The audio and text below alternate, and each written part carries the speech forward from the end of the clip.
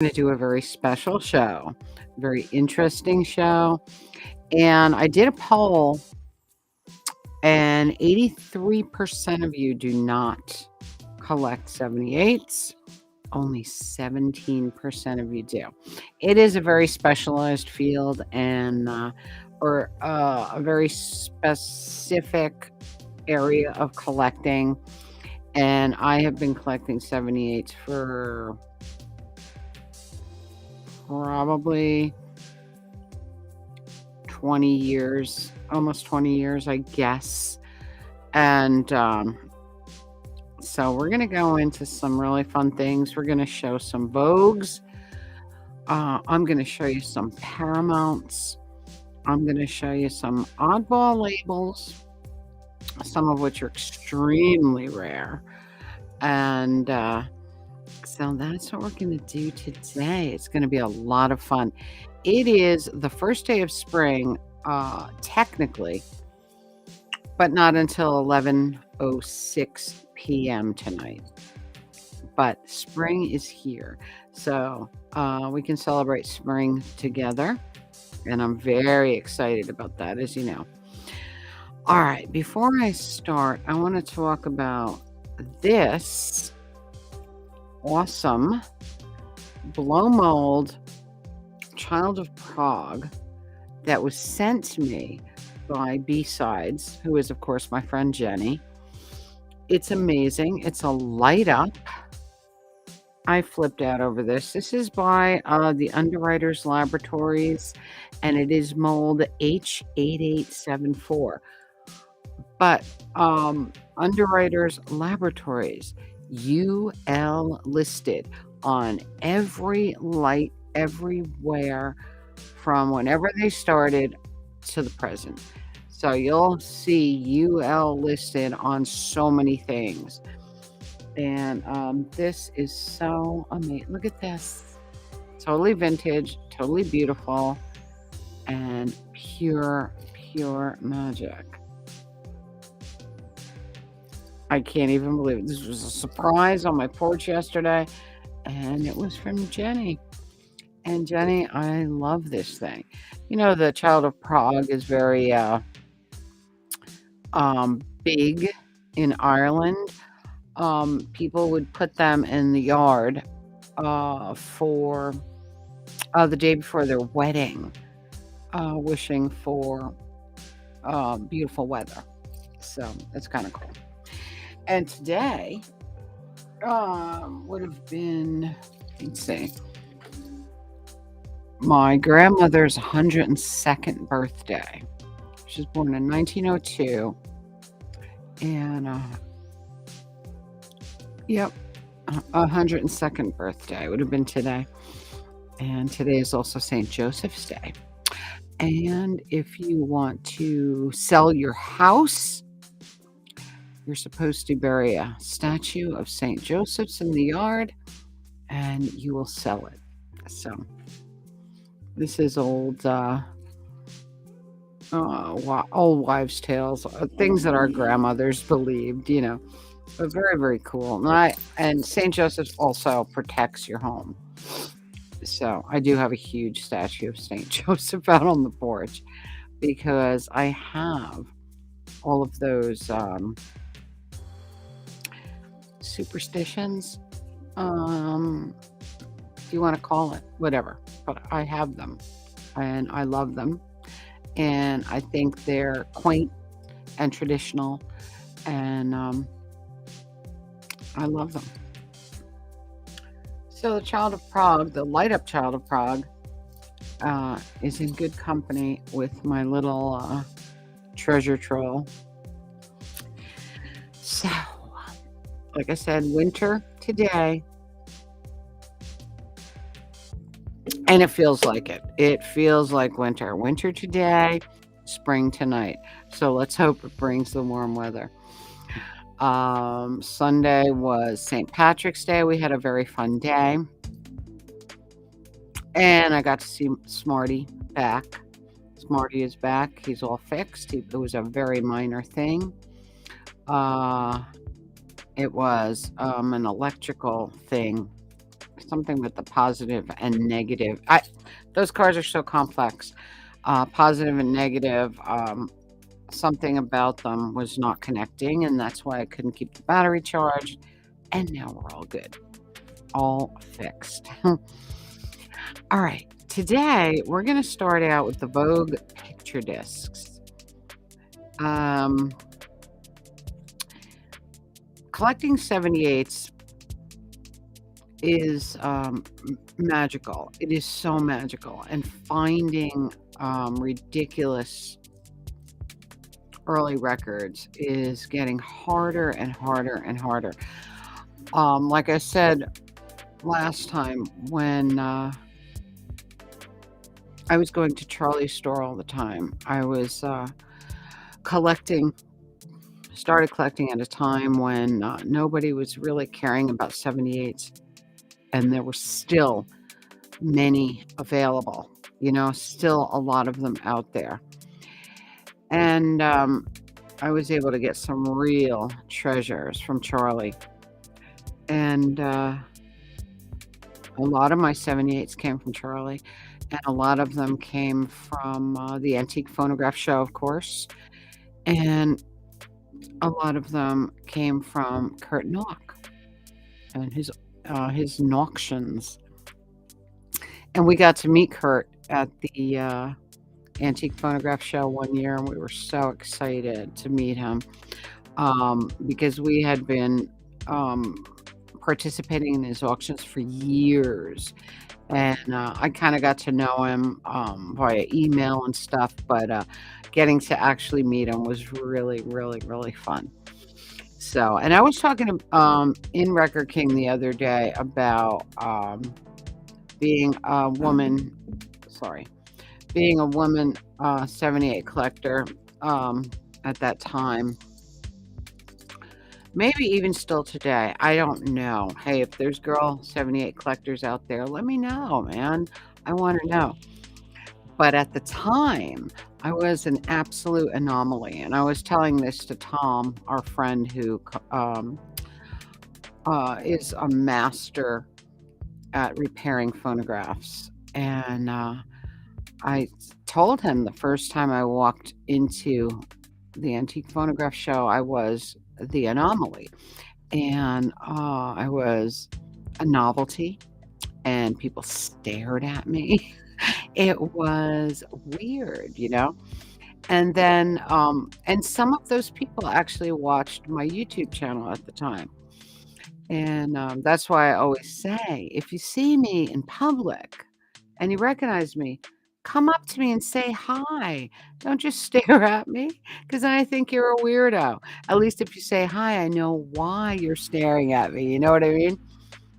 Hi, Trish. So anyway, that's my story of a woman collecting 78's and how weird it was at the Antique Phonograph Show. Especially those first times. People got used to me after that. And a couple of my favorite sellers would be like, Tink, right? Like they got to know me. So, but anyway, where we're going to start today is with Vogue picture discs. This was Jenny's request. And I'm just going to start. And she said she'll pop in on lunchtime if she can. And but she can always watch it after, because it will be online. Vogue picture discs were started by a company called Safeway Industries in Detroit, and they were only made for 2 years, 1946 to 1947. And in all, Vogue picture discs, there were 74. There were 74 Vogue picture discs made. Imagine that. So we're going to go through the ones that I have. I don't have anywhere near 74, but I do have some beautiful ones. And I do have the very first one ever made, which was R707, and that is Sugar Blues. Look how beautiful these are. They are like, if you guys you non-78 collectors think that picture discs are something new. They're not. Here they are, the first picture discs. I mean, I have picture discs earlier than this, the 30s. But and a lot of children's records were actually picture discs also. But these were the first famous picture discs. They are so novel, so fun, so beautiful. Hi, Carm. And this was the very first Vogue picture disc that was released, and that is Sugar Blues. And this is Clyde McCoy and his orchestra. Isn't the artwork remarkable? And like I said, this one was 1946, but of course, because they were only made in 46 and 47. So, and the other side is Basin Street Blues. These are just so remarkable to look at. Look at that. Isn't that magical? And it is, I'm guessing some kind of something pressed between clear shellac or whatever these were made out of. Plastic, shellac. They could be shellac. Yeah, I guess that they are. They feel different from, they feel thick like shellac, but there is definitely a cardboard sleeve pressed in between the outer record, let's say. And look how beautiful it makes the record look. So this was the very first one ever made, ever released. And that is Clyde McCoy, Basin Street Blues and Sugar Blues. Awesome. All right. Next beautiful Vogue is by Kenny Roberts, and it's Out Where the West Winds Blow. Look at the artwork. These are so magical. So many people collect these, and a lot of them just put them in frames and display them because they're so beautiful. So even if you don't have a way to play 78's, these are pure magic to look at. The other side is Who's Gonna Kiss You When I'm Gone by the Down Homers. Look at that. Isn't that amazing?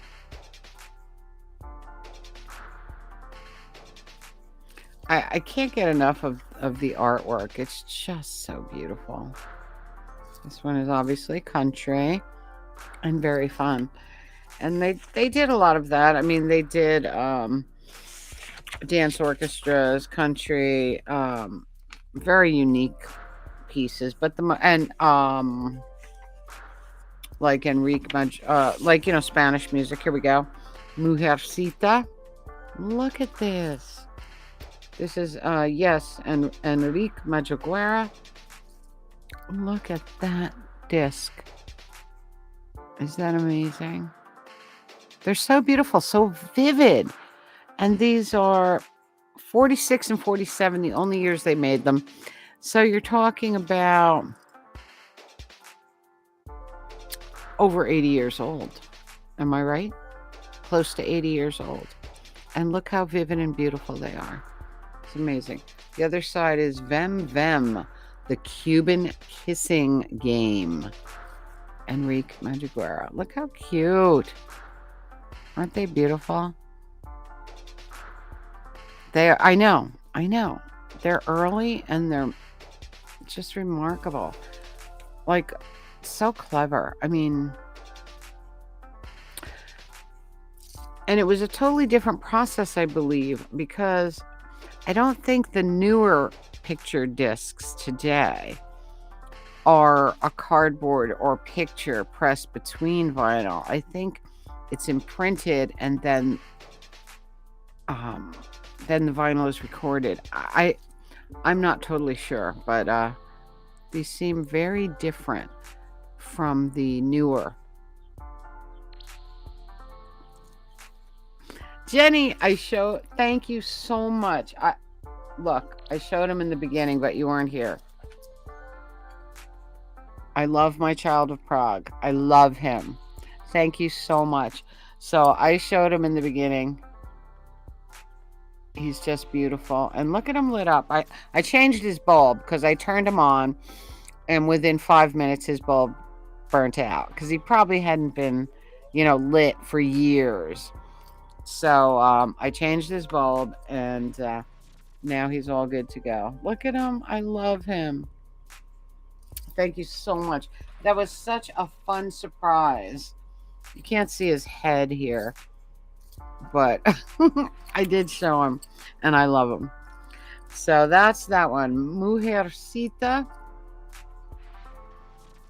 Yeah, I do love that kind of stuff. I mean, I love that kind of stuff. It's just like I never leave the vintage religious articles behind in the thrift ever, because people just don't care anymore, and I do, because it reminds me of my childhood, So, and there's the other side.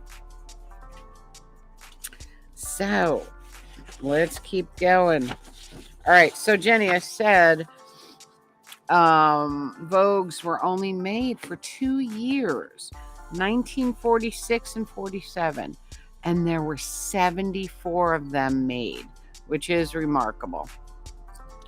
I don't have anywhere near that, but I have quite a few. All right, this is a great one. This is Some Sunday Morning by Lulubelle and Scotty. Isn't that beautiful? Look at that. But I love this one because the flip is so cute. It's in the doghouse now. Lulubelle and Scotty, but look how cute the picture is. Wow. Lulubelle and Scotty, you're in the doghouse now. The husband is in the doghouse now, and he's taking his... Oh, you have this one. You know why? Because it's so cute. And anyone who sees this out in the wild is going to grab it for its cuteness. Adorable. Love that. All right. I hope I don't have a syncing problem with this video. I did with the Zappa one. I had to fix it. It was such a pain in the ass. It better not happen because I can't do it again. So I got to try and keep this under an hour. I'll try. I got a lot to show. All right, this beautiful thing. Clyde McCoy doing At Sundown. It's beautiful. I don't know, it just reminds me of the Bluebird of Happiness. You know what I mean? And the other side is Way Down Yonder in New Orleans. These are fascinating. I mean, I absolutely love them. They're glorious. The Bluebird. They are. And as artists, we appreciate them even more, I think, Jenny. Oh, this is one of my favorites. Oh my gosh. So precious. I'll show this side first because this is kind of normal. All by myself, Frankie Masters. It's beautiful, really cool. But the other side is adorable. It's called The Sniffle Song. Look how cute he is. Oh my God. Frankie Masters. The Sniffle Song. And look how adorable that picture is. I love it. So cute. All right. Next up, we have Tiki Tiki Tan by Enrique Madriguera. These are the Latin dance records, beautiful. And the other side is beautiful. La Rombita Tropical. Look at that picture. Isn't that beautiful? Love it. Love it.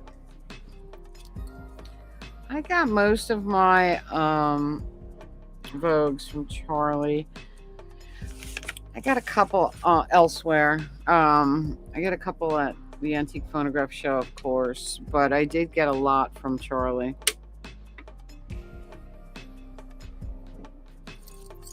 All right, what do we got next? Let's see. I don't know why, I just do, by Art Mooney. Beautiful. You got the orchestra in the back. You got them dancing in the front. Just adorable. And the other side is In the Moonlight. Look at that. After the dance, stealing a kiss, right? So beautiful. These are just amazing to look at, hold, play. They're just amazing. And I was going to bring one of the crank players over here and like wind it up and okay, all right, Jenny, you got to go. Okay, no problem. But yes, watch it after and you'll see them all. And thank you again for my child of Prague. I love him. I'll see you later. All right, next up we have, is this, yeah, this is, all right, this is 2 parts. This is a 2-part, how do you call it? Set. It's like a set. This is by James Jewell, The Boy Who Cried Wolf. This is part 2. There's 2 stories, okay? So we got the trial of Bumble the Bee. This is part 2. Look how cute. Oh my God, how freaking cute. And the other story was The Boy Who Cried Wolf, part 2. These are so beautiful. I love these like fantasy kind of almost children's, you know. Yeah, it's James Jewell. They're both James Jewell. And then there's disc 1. So The Boy Who Cried Wolf, disc 1 and disc 2. So there's the set. And then The Trial of Bumble the Bee, part 1 and the part 2. Look how beautiful these are. And this is one of my favorites because this is so fun. Look at this.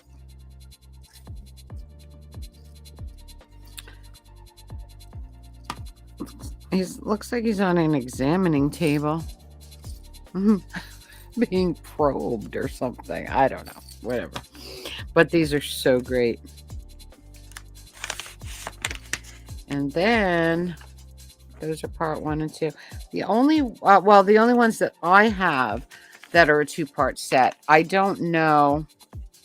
I mean, hey, there's, what did I say? 74 discs total. So maybe there are other 2-parters, but that's the only one I have and that I know of. All right. Next up, we have Aren't You Glad You're You by Shep Fields and his orchestra. Look at that. Absolutely beautiful. And the other side is Atlanta, Georgia.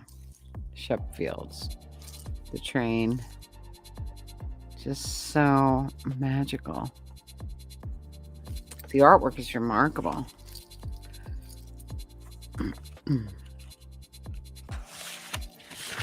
All right. That is the Vogues. That is all the Vogues that I have. Next, I'm going to show you some oddball labels. Unique oddball labels. This one is from 1924. Official Boy Scout record. This is so fun. Um, we have Boy Scout Bugle Corps. I know the detail is remarkable, and the artwork. I mean, whoever they hired to do the artwork, just remarkable. And I think it was all different artists too. Boy Scout Bugle Calls on official Boy Scout records, 1924. Look at that label. Isn't that amazing? I believe there were only 3 released with this kind of with this label. So that's pretty cool. And it just goes to show how long the Boy Scouts have been around, right? This is one I wanted to show because this is really, really cool. This is from 1907, but it's the homophone label. Interesting. I believe it's a French label, but this is a French record anyway. But the actual name of the company is Homophone. So it's weird, and it's a rarish label. Probably the only one I've ever found, but very, very interesting. This is why 78 collecting is so remarkable. And if you like history, which I'm a history fanatic, so holding, touching, listening to stuff that's this old makes me amazing, and makes me it just blows my mind. And listening to them on the machines from the era, which I have, gives me chills because I feel like I'm listening to them the way they were meant to be, the way they were originally heard. You know what I mean? So just remarkable. I have a beautiful Russian record here. Now, this is all in Russian. I can't read any of it, but look how beautiful the artwork is. Look at that artwork on there. Is that incredible? And I got this, there was an estate sale close by here, in my town, on River Road. It was an estate sale of a house on the river, and there was a stack of Russian records, but these with this kind of label were so beautiful. And of course, I couldn't date it because I can't read it at all. So this one's very cool, and I pulled this because I do love children's 78s, but I pulled this especially because there's an advertisement on the back for a beautiful children's phonograph. Look at that. And I've been collecting children's phonographs for a very long time, and look how beautiful that is. That's really fun. Electric phonograph for children. Merry-go-round records. And this is Mother Goose Party. Beautiful thing. Just a glorious piece. And then I have an original 78 Sun right here. And of course, the Sun started pressing on 78, before 45s. And here we have little juniors, Blue Flames, fussing and fighting blues on Sun, and feeling good. Beautiful.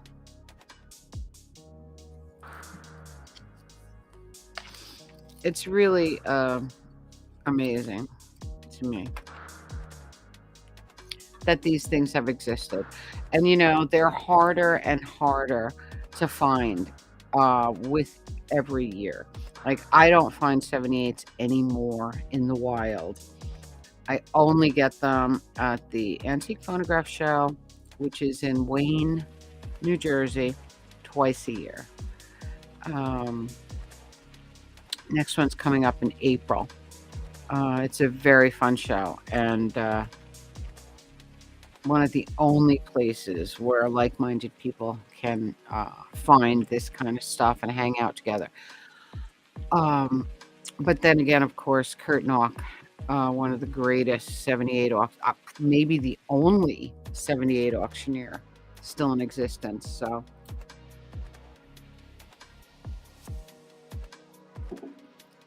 those are our two choices left today. I mean, as far as I'm concerned, I was in the thrift the other day. There were a couple of handfuls of 78s. I went through every one, but they are the typical stuff that everyone had that is not rare post World War II. And so many 78s were donated and melted down for the war effort for World War II. So a lot of the oldest stuff was, people said, oh, these were grandma's or whatever. Think about that. In the 40s, these were grandma's. Will donate these and have them melted down for the war effort. So those are gone to us forever, So it's pretty scary. All right, I have a Black Swan here. Black Swan is a desirable label. Black Swan was actually the Black Swan label was purchased by Paramount shortly before Black Swan went belly up. But this is Dearest by the Laurel Dance Orchestra. And you belong to somebody else. Laurel Dance Orchestra. I love the early dance orchestras. This is 1923. And it's on the beautiful Black Swan label.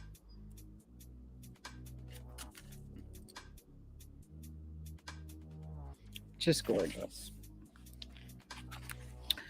All right, I have two records here that are extremely rare. I mean, super rare.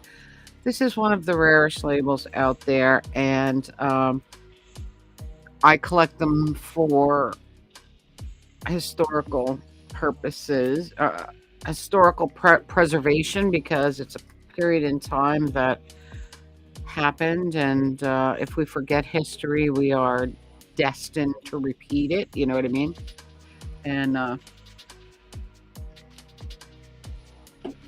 think I have one more on this label, but I couldn't. It wasn't with these, so I couldn't find it. But anyway, this one's 1923. This is on the KKK label. This is the Bright Fiery Cross by the 100% American. How does it go? 100% Americans with orchestra accompaniment. Doesn't it sound like? Well, I don't want to go. I don't want to go there, but doesn't it sound like Trump supporters? Whatever. But anyway, the KKK label. Very, very, like I said, very rare. And in 1923, the Klan was huge in this country, unfortunately. And everybody belonged, like from politicians to cops to doctors, everyone, which is really frightening. But for historical value, these are remarkable and so hard to get. Oh my God.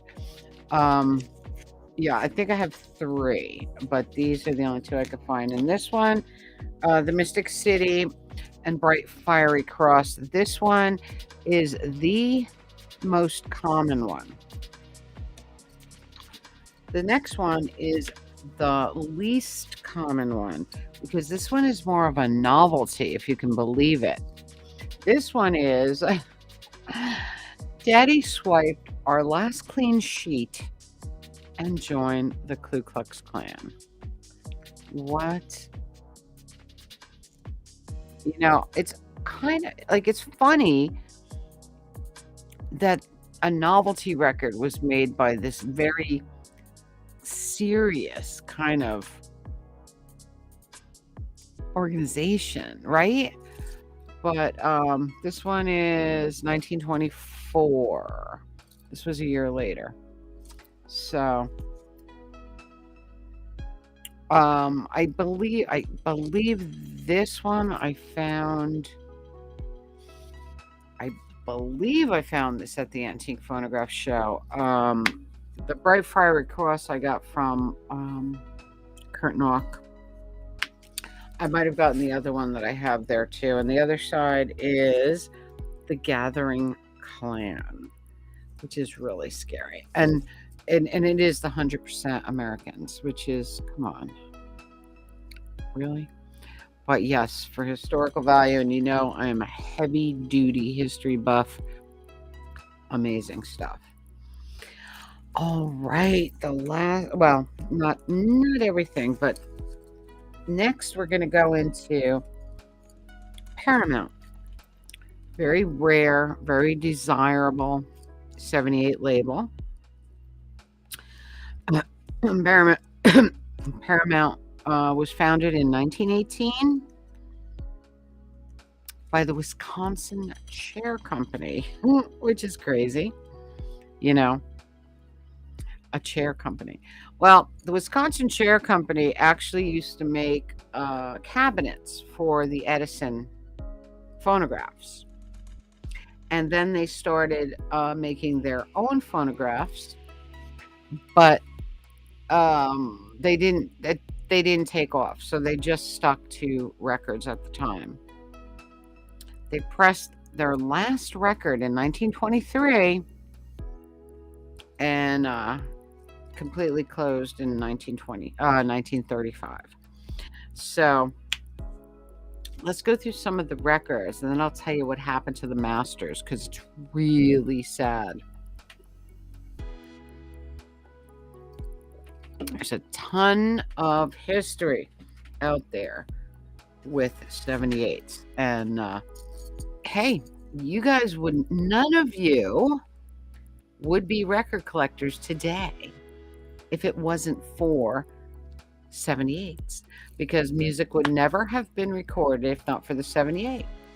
And then over time, they made it better and better, where you could get, instead of one song per side of a record pressed on shellac, they came up with the LP. They came up with an album where you can get a ton of songs on vinyl, longer lasting, less breakable, better sound quality, all that stuff. But none of you would be record collectors if it was not for the 78. This is where it all began for all of us. Before that, there was only live music, okay? All right, so first we have 1919 Paramount. This is Open Up the Gates to Dixieland by J.C. Beck's Orchestra. Look at that beautiful Paramount label. This is what collecting 78's is all about. Finding the Paramounts, finding the blues, finding pre-war country, finding those KKK records, rare stuff like that. Very, very cool. And the other side is Monte Cristo Jr. Same orchestra. Beautiful stuff. Look at that. That was 1919. Another 1919 here. We have, this is how early Paramount was. It's really, really early stuff. It was the 20s and 30s when they pressed most of the blues. Very, very exciting. And then they closed, in 32. Well, stopped making records 32, closed completely in 35. Peggy by Benny Selvin's Novelty Orchestra. The novelty orchestras of this era are some of my very favorite, because these orchestras are like this is a little early, 1919, but in the 20s and early 30s, you would have that soundtrack music to the Little Rascals or the Our Gang comedies, and that is some of my favorite music on earth. And that's why I've collected everything that I could from the 20s, 30s, the novelty orchestras, that kind of stuff, just to find that music, and it's really, really exciting. The other side is my Isle of Garden. What is it? My Isle of Golden Dreams, Benny Sylvan's. And, Ben Sylvan's orchestra, he was still recording in the 20s and 30s. He kept going for quite a while. He was a very popular orchestra leader. Beautiful stuff. Another 1919, we have The Naughty Waltz. And this is by... I'm not wearing the right glasses today, guys. Oh, this is Sylvan's Novelty Orchestra again. I love him, so I was collecting a lot of his stuff. On the other side is Dardanelle. Dardanelle, I think it's been recorded by every orchestra throughout 20 years, 30 years. All right, here we go. We're getting into the serious stuff. We have Boll Weevil Blues by Madame Ma Rainey. Oh my God, when you find blues records, which you don't anymore, unless you go to auctions, it is thrilling.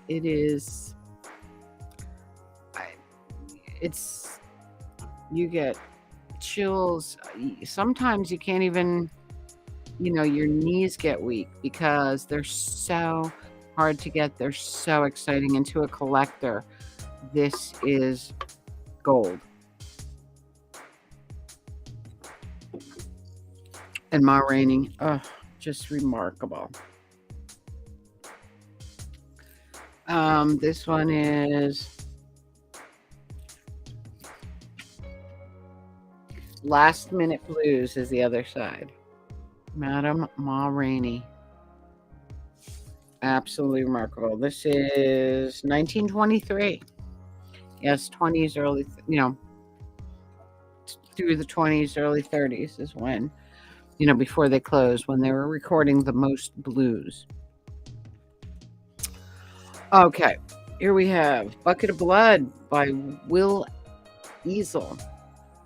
And this is Black Paramount. This is 1929. Bucket of Blood was a famous blues song. The other side is Playing the Dozen, because I believe Will Easel was a piano player. Beautiful stuff. Look at that. All right, this one. All right, this was so hard to get, and I won it in an auction, and I was so thrilled. There is a little bit of spindle hole wear on this one, but when I tell you how hard his records are to get, I couldn't believe I won it. I've had this one for a few years. This is 1929. This is Blind Lemon Jefferson on Paramount doing Pneumonia Blues. Look at that. You see what I mean by spindle hole damage? Like where people, from years of putting it on the spindle and missing, you say it wears off. But Blind Lemon Jefferson, okay? I mean, that's just... The other side is that crawling. See, it's scratched. Wait, I need better glasses for a minute.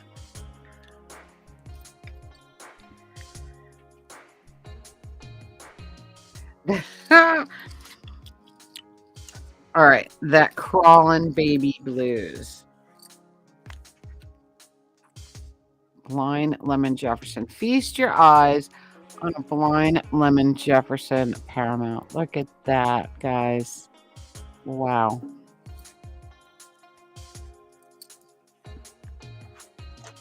All right. Then we have here. Oh, this is Dalhart Robeson. Everybody knows probably Robeson. He um early black artist that, you know, I don't even know how to explain him. You remember how Sidney Poitier was so well known and so beloved in a time when race was like a big deal. And we're going to talk about Joe Bussard in a little bit, Carm.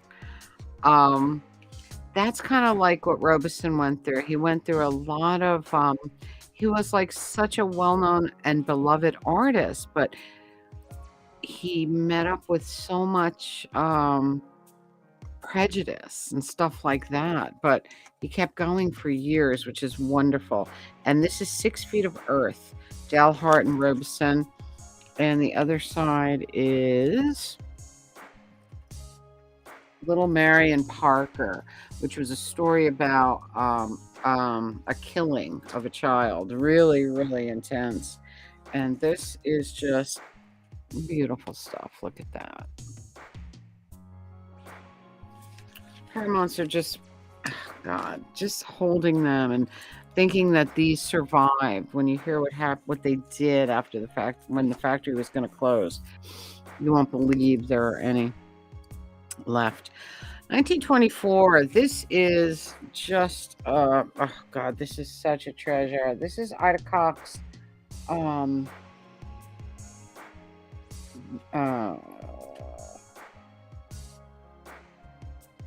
Mean Lovin' Man Blues.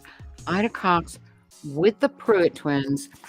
And the Pruitt twins are really famous because R. Crumb talked about the Pruitt twins. He was a heavy-duty collector, talked about the Pruitt twins a lot. And he said that, what was her name? All right, it'll come to me. The other side is Down the Road Bound Blues. Ida Cox and the Pruitt twins. I had to have a Pruitt twins record, and I couldn't even believe that the Pruitt twins were on there. Just remarkable. Ida Cox, great. All right, we have Moonshine Blues again by the great Madame Ma Rainey, 1923, backed with Southern Blues. Look at that. So remarkable. 1924, we have, oh God, Papa Charlie Jackson, okay? Shave 'em dry. Look at that. Papa Charlie Jackson. You know how hard it is to get his records? When I won this Charlie, I was, no, I believe I bought this at the Antique Phonograph Show. I almost fell to the floor when I found a Charlie Jackson. The other side is, all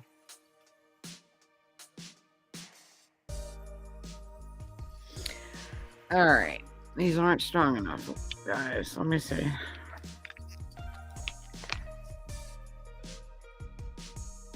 Coffee Pot Blues. Coffee Pot Blues and the famous Shave 'em Dry. Lucille Bogan, Shave 'em Dry. The most expensive 78 that I own. But it's not on Paramount, so I didn't bring it out because I was doing the Paramount thing today. All right, 1923. We have Moanin' Groanin' Blues by Ida Cox. This one is not with the Pruitt twins. This is with her Blues Serenaders. Beautiful. And the other side is Ida Cox's Lordy Lordy Blues. Look at that beautiful thing. Just touching them makes me happy. All right. 1929. This is, what did they say about this? This is the 14,000 series. This was a series in which they re-released some unreleased and early things in the 40s, okay? The song originally was recorded in 29, but they released in the 40s some of these. John Steiner reissued earlier Paramounts on the Paramount label for a little while. That's why this one looks newer, and it looks different. The label looks different, doesn't it? This is Broadway Street Woman Blues by Alice Moore with Ike Rogers and Henry Brown, and Black and Evil Blues. So that's what they did after Paramount was defunct. They brought some stuff back. They also re-released a lot of early blues in the 60s. Of course, not on Paramount or anything, but on vinyl, on records. So when Paramount closed, they sold most of their masters. Most of the master recordings were sold for scrap metal. What? Again, for the war effort. Could you imagine some of these classic, iconic masters being sold for scrap metal? Okay. And others were thrown into the Milwaukee River by disgruntled employees when they found out the factory was closing. And there have been historians that have actually gone on dives into the Milwaukee River to find these old masters. But I guess it had been too many years, and the currents and the mud and wherever they went, they were unsuccessful. But at least they tried, right? Crazy, right? All right. So let's talk about people that are making, that are so into 78's that they were still making them. Here we have Robert Johnson doing Terraplane Blues on a 10-inch.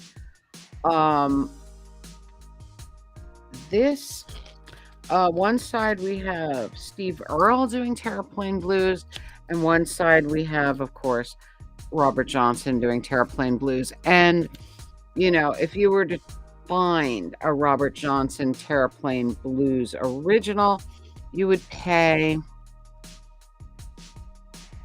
$10,000, $15,000. You know, there's only so many known to exist. So here, somebody has reissued Robert Johnson's version for us on something that looks like a 78, which is really, really, really cool.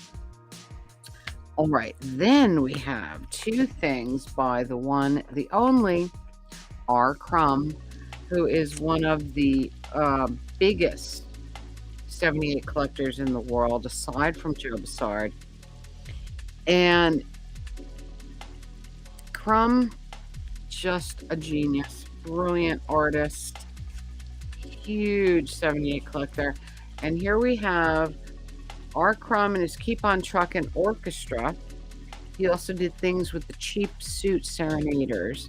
And he plays, hi Susie, and he plays this early music and records it on 78, at 78 RPM, on 10-inch records, and it's just beautiful stuff. And this has River Blues and Wisconsin Wiggles, R. Crumb, and his Keep On Truckin' Orchestra. Just beautiful stuff. A High Standard of Standardness by Krupp Comic Works. Very, very interesting. This beautiful thing also put out. Look at the R. Crumb artwork. R. Crumb 2000. This actually came out in 2002, I believe. But French, because Crumb did move to France with his entire remarkable record collection. But anyway, this was put out in oh, happy birthday, old radios. This is just a beautiful R. Crumb cover. Look at this. Is this amazing? But the most exciting thing about this is another Robert Johnson, Paris Jazz Corner Productions. Robert Johnson.